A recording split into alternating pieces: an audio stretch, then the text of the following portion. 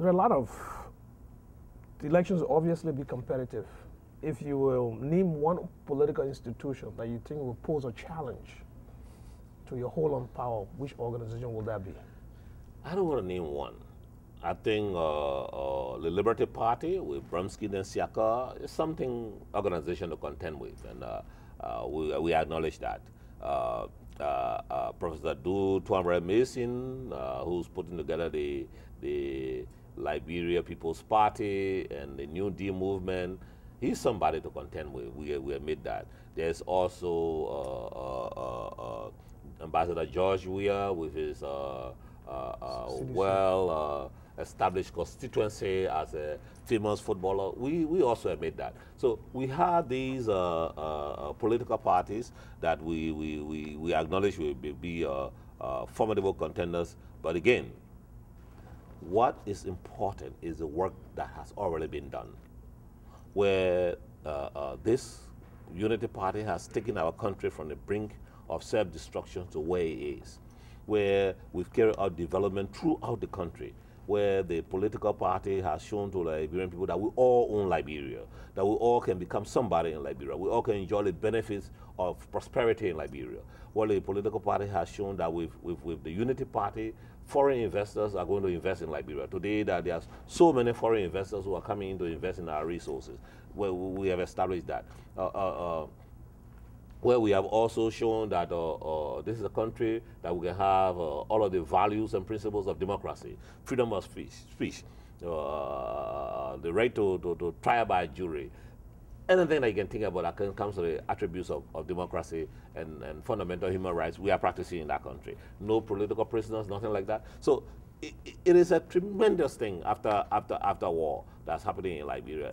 And I think when you put those things together, Liberian people will realize that this is the path to continue with, not to go experimenting with any of these other gentlemen and ladies. Now, Councillor Sherman, Varney Sherman, is a household name in Liberia. Why you say that? He's an accomplished person in law, teaches at a university, contributes to the lives of students. In politics, he has an outsized influence, and you've not heard him in corruption and scandal. What after he passes away, he's dead and gone, what will you want to be your legacy in Liberia?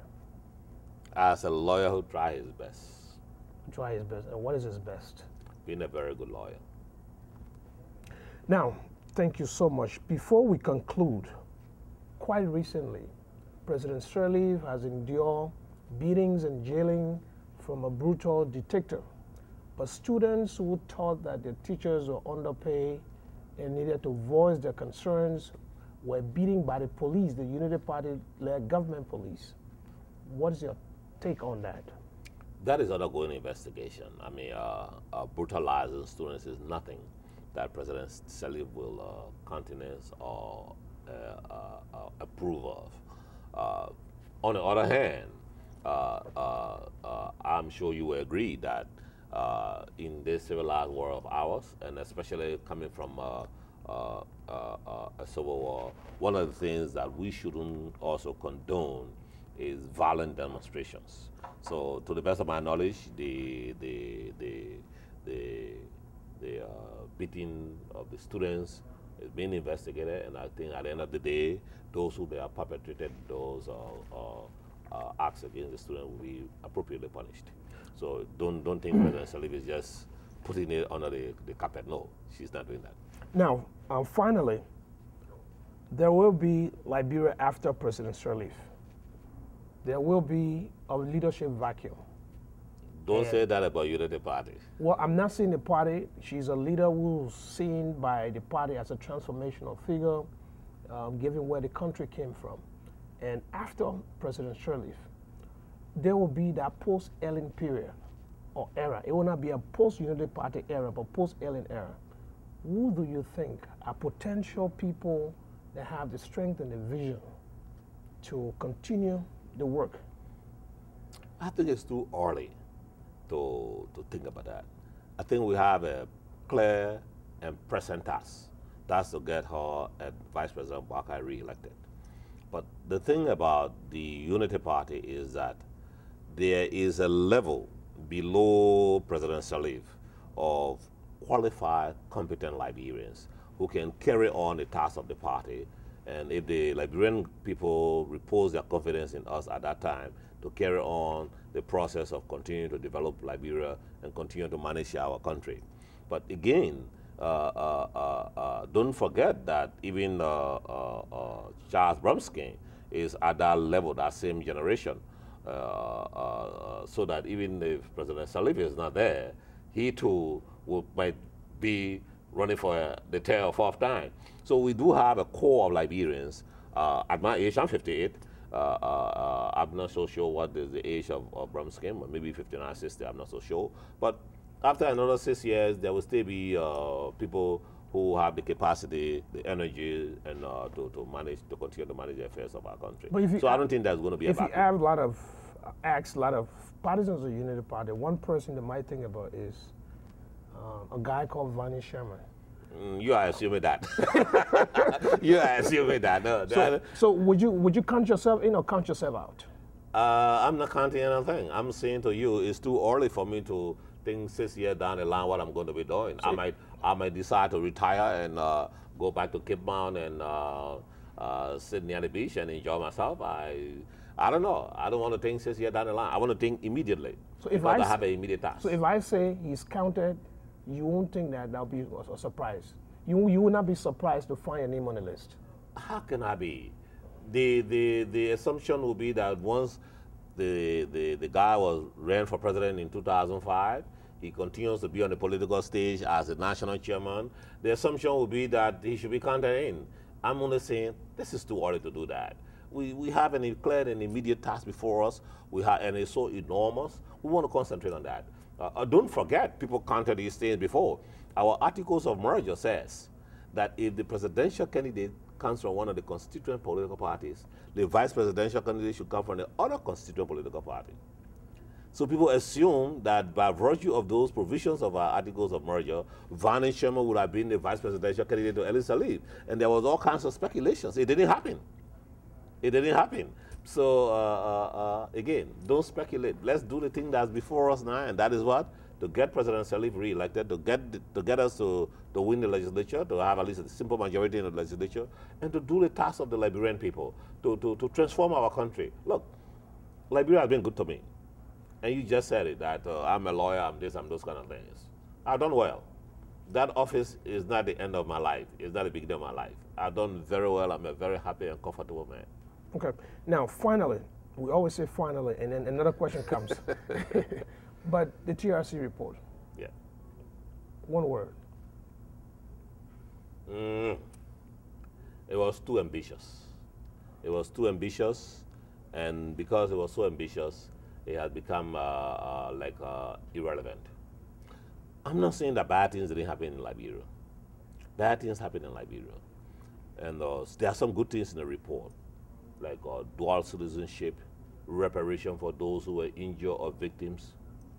But the thing that it concentrated on that spoiled it was when they said that certain persons were involved in a hierarchy of the war, the organization of the war, and so they should be barred from politics for 30 years. And they named the president of Liberia, among several other people. There's no basis for that under the law. There's absolutely no basis for that under our Constitution. None whatsoever.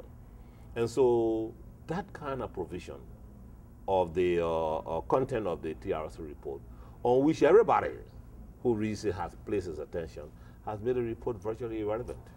And so the other parts of the report that are good, which should be implemented, are now stuck there. So I think that's the problem, all right? The only thing in Liberia that if you do, you are barred from political office is what? Treason. Treason. And even then, it's for 5 years. How could lawyers sitting on the TRC recommend a punishment, in fact, create a crime and recommend a punishment that is not in our law? Our Constitution said there shall be no ex post facto law. which means that if you make a law today, it's for the future. You cannot make a law today for the past.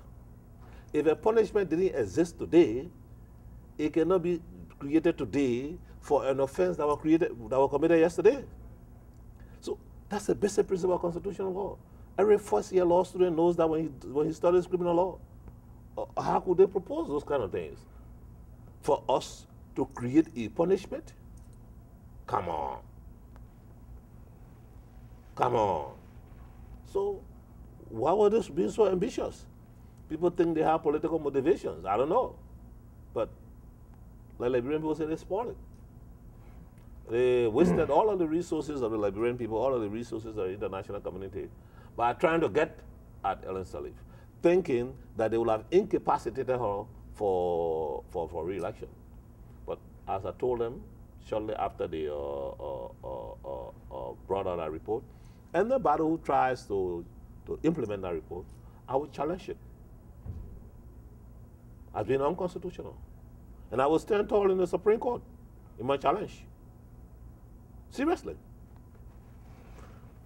Well, thank you very much. It has been an interview with Honorable Councillor Varney Sherman, Chairman of the Unity Party, a lawyer, legal scholar, an advocate for education, who's visited Minnesota, and it's been a wonderful experience, wonderful exchange.